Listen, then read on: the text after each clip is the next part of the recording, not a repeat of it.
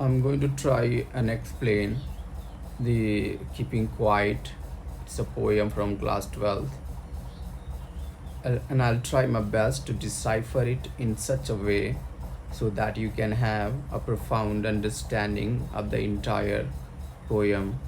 Uh, I'll take it stanza by stanza. Let's start. Now we will count to 12 and we will all keep still.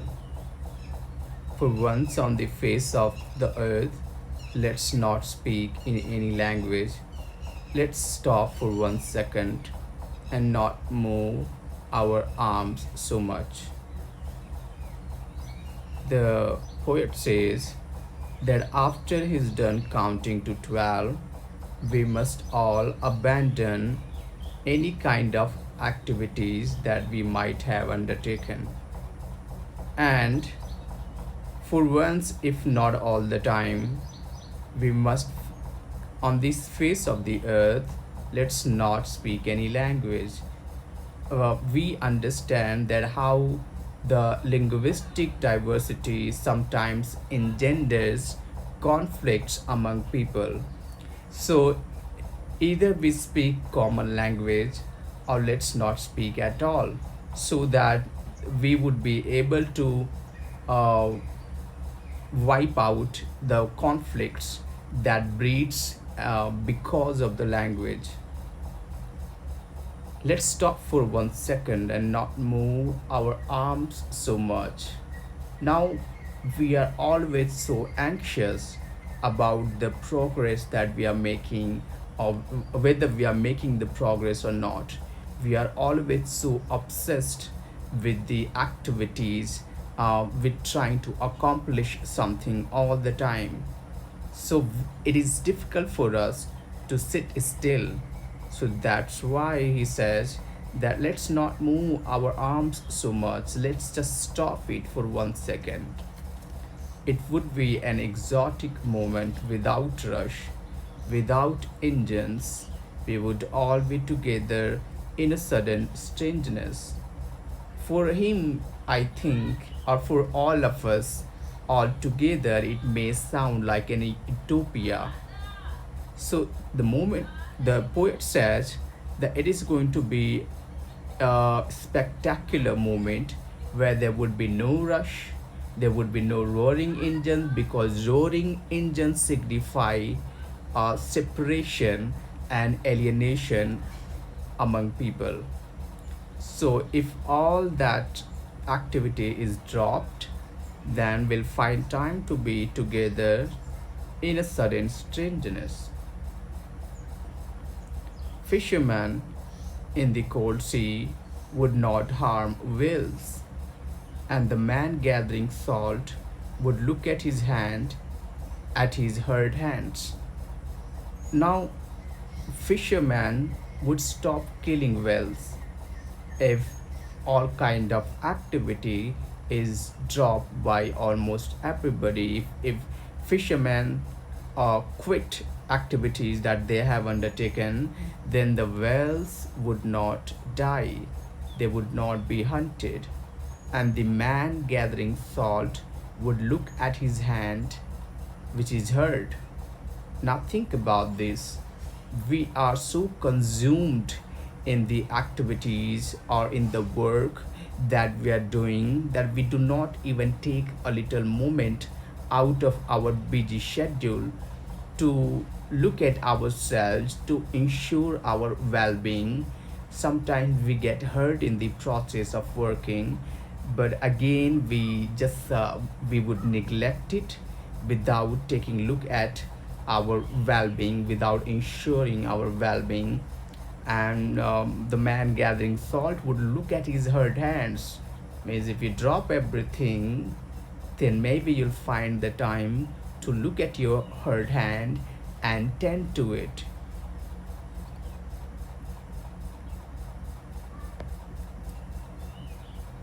Those who prepare green wars with gas, wars with fire, victory with no survivors, would put on clean clothes and walk about with their brothers in the shade doing nothing. Now, when we talk about green wars, we are talking about exploitation of natural resources that lies in different countries.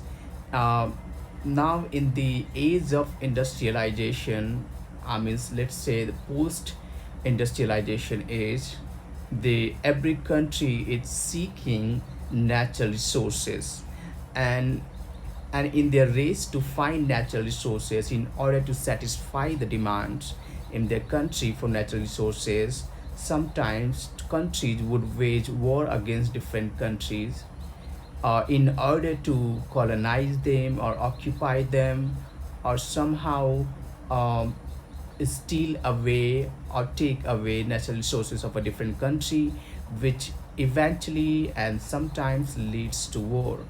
So if a war is waged so that one country can exploit natural resources of a different country, would be known as green wars.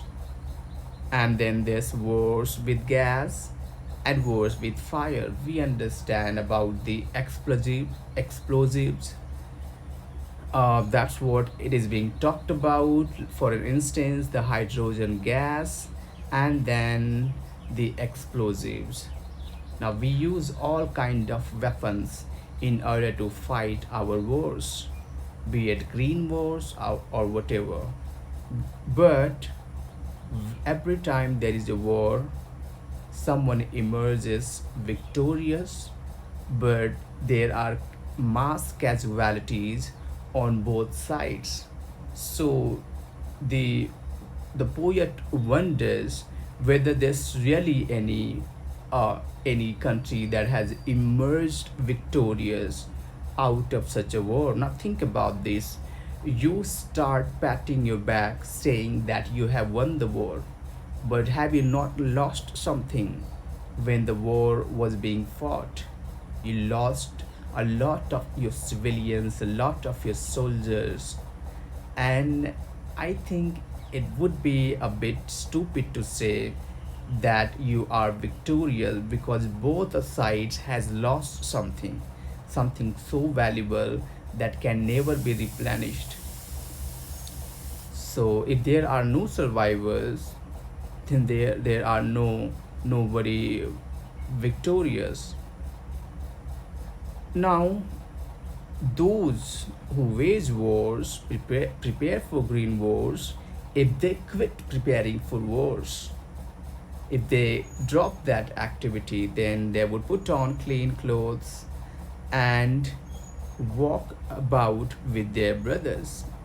Now think about this. If you're not waging war, and if you're not trying to battle, you're not trying to fight somebody, you're not combatant, then all of a sudden those people who you looked upon as an opponent of yours would no longer be your opponent, would no longer be your adversaries. On the other hand, there's a greater chance that they would become your brothers, your neighbors, your friends, stuff like that.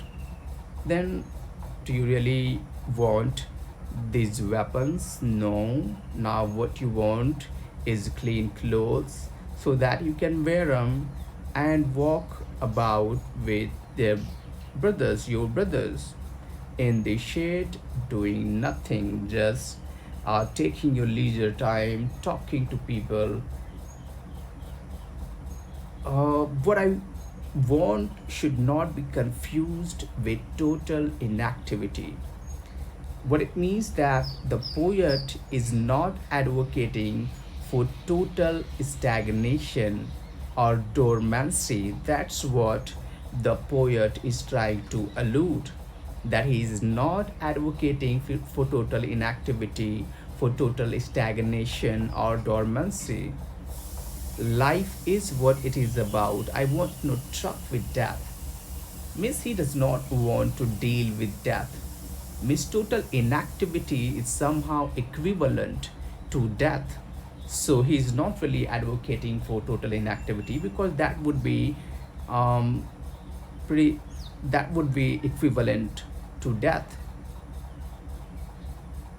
If we were not so single minded about keeping our lives moving, and for once could do nothing, perhaps a huge silence might interrupt this sadness of never understanding ourselves and of threatening ourselves with death. Now, we always, sometimes, not always, think one dimensionally. We do not look at the various aspects of something where we are quite often single minded, and we are just obsessed uh, in to keep our lives moving, or about keeping our lives moving, and for once uh, could do nothing, perhaps a huge silence. Hopefully the poet wants us to actually quit all the activities, and perhaps a huge silence might interrupt the sadness.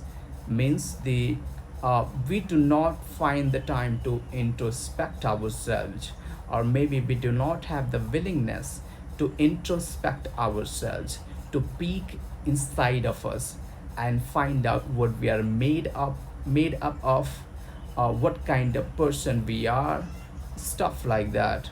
Now, in easier words, the poet is talking about that if there were a huge silence, all of us would be able to discover ourselves, and that would get us rid of the sadness of never understanding ourselves or threatening ourselves with death.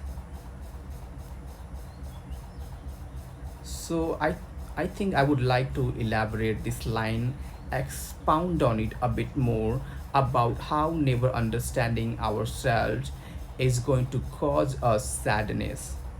Now, without introspection, we would not be able to outline the flaws that we have. And I believe that just like this universe, even our mind wants to be discovered. It wants to be understood. And if it is not understood, then it is not being treated in the way it desires, and that is going to cause sadness.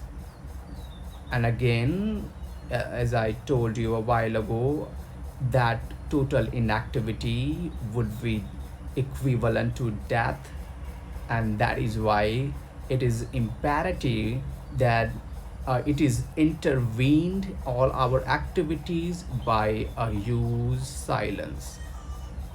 Now, perhaps the earth can teach us, as when everything seems dead and later proves to be alive. You know how the appearances sometimes could be deceptive.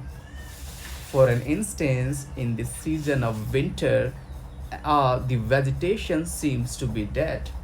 The leaves start to fall, and there are no flowers bearing plants. In the winter time, now everything appears to be inactive, everything appears to be dead, deceased. But as soon as the spring comes over, or the season of spring comes, now there are many plants who earlier appeared to not be alive are bearing beautiful flowers. Now, those things that a while ago appeared to be deceased, appeared to be dead, now these things are alive. So we must learn this from the earth. Now I'll count up to 12, and you keep quiet, and I will go. Now the poet is talking about that as soon as he's done counting to 12, after that he remain quiet. Means he's going to drop everything, he'll go away, and now it is our responsibility to actually quit everything, all the activities. We must immediately, after he's done counting to 12, he will leave us alone, and now it is up to us to introspect, to look at our wounds, and to understand ourselves.